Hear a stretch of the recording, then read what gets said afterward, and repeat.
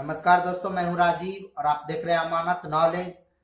दोस्तों, आज हम जानकारी प्राप्त करेंगे कि जमाबंदी का लगान अद्यतन नहीं है, इसका क्या मतलब है।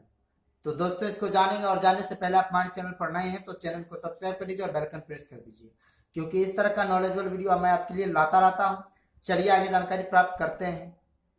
तो दोस्तों, इस तरह का छोटा छोटा क्वेश्चन आ जाता है, तो छोटे छोटे क्वेश्चन को आप लोग खुद से सॉल्व कर सकते हैं, समझ सकते हैं, लेकिन फिर भी मैं प्रयास करता हूं कि जो भी आपका सवाल रहता है उसका आंसर देने का एक वीडियो के माध्यम से।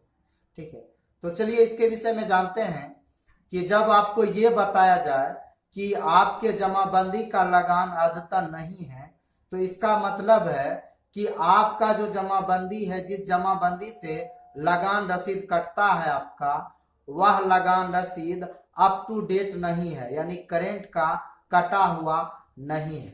तो अप टू डेट नहीं रहने के कारण यह बता दिया जाता है या कहीं पे लिखा हुआ दर्शाया रहता है कि जमाबंदी का लगान अद्यतन नहीं है।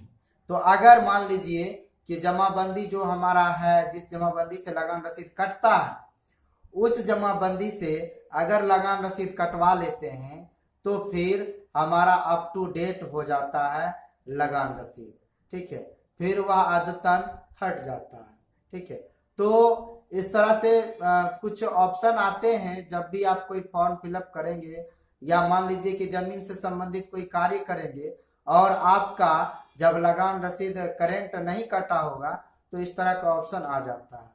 ठीक है, तो रसीद को अप टू डेट करवा लें आप, लगान रसीद करेंट का कटा लें, तो ये जो है आपको देखने को नहीं मिलेगा। तो दोस्तों, उम्मीद करता हूं कि आपको समझ में आ गया होगा। अगर समझ में आ गया तो वीडियो को लाइक शेयर करना ना भूलें। मिलते हैं नेक्स्ट वीडियो के साथ, तब तक के लिए अलविदा। थैंक्स।